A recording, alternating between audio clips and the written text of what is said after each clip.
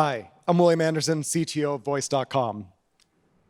Web3 really messed this up for digital artists. We did not do a good job because we didn't build it for them. I think we forgot the difference between what art is and what speculation is. They're not the same. I care deeply about NFTs, but this talk's not about investing. As a matter of fact, if anyone here likes flipping JPEGs, you're gonna roll your eyes a lot at me. Probably every paragraph that I read off of my phone. Deep, full head eye roll. On Voice.com, our buyers don't buy JPEGs. They buy stories, and our buyers don't care about physical art. Physical art no longer matches the ease or ubiquity of digital art. Physical art is decor, it's furniture, it's something that takes up space in your home. Even if a collector loves it, they can only buy what works well in their house, what fits on their walls. It needs to fit that both physically and aesthetically, and that means artists need to compromise. Recently at an art event in Europe, I'll let you guess which one, a friend of mine, she actually bought a piece for $1 million. That's a lot of money to spend on art, but for some people that's less than you would think. The thing is, it's still in Europe, even though she lives here in New York. And the reason why it's in Europe is because if she were to bring it to New York, if that were to go across the sea, she would actually have to pay taxes on that $1 million investment. But she loves this piece of art that also doesn't fit in her house.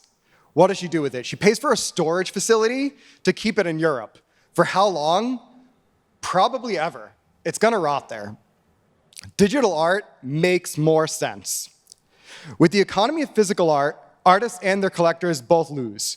Whether something's sold or not, someone, either the artist that created it, worst case, or the buyer, best case, has this large item that they either have to keep forever on display or find something to do with when they're done with it. The commitment to decor fades. Just as over time, our tastes also change. You need to be able to express yourself in the moment with your purchases. That's part of being a collector, is showing what we care and what we're interested about, buying what reflects our values. And the stories we buy and the artists we support are a key part of humanity.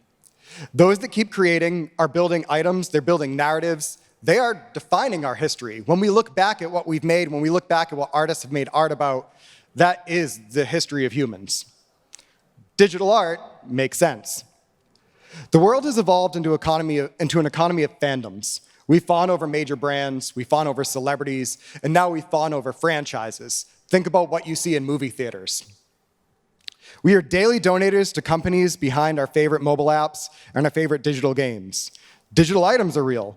We buy digital things all the time. When's the last time you made an in-app purchase, or bought an app, or bought a song through a digital player?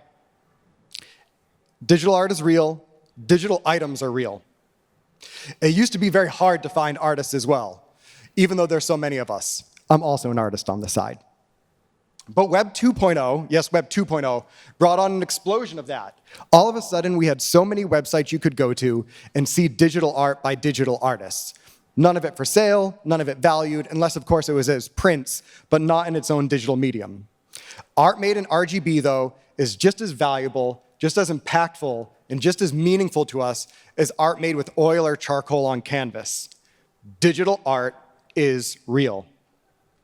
We as an industry and as businesses can finally support these new creators, amplifying their voices as they build their own fandoms. I think artists, especially individual artists, should all have their own fandoms. We owe them that. As people become fans of these individual artists and we take the chance to move away from speculation, it'll become as common for someone to buy art today as it is for them to stream music.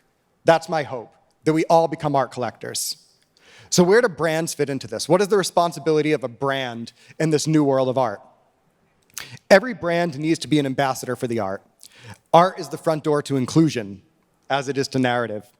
The power of a brand to serve as a megaphone to artists of all backgrounds, but especially those who need it the most, is critical. It's how we save the world through digital art. Digital art's important. Selfishly, this also helps a brand signal its values. If a brand cares about the equity of women in color, the LGBTQI+ community, or many other important demographics, helping enable and spread their art is a monumental and mutual win. It spreads their messages, it spreads our messages. Digital art is real, and digital art could also be really powerful. As I started this talk, my name is William Anderson, and I'm CTO of Voice.com. We're a carbon-neutral digital art marketplace that coincidentally happens to be powered by NFTs. You can sign up with an email address and a password. You can mint your art for free.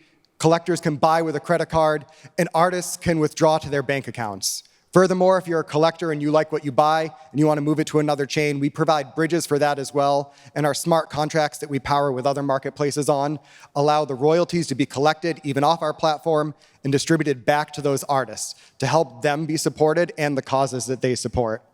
If you're a patron of the arts or a brand looking to develop a strategy with NFTs that helps give voice to others, come find our booth. We're in like the far, far back of that booth room. Like go all the way back beyond all the signs. We're in the corner, you'll find us.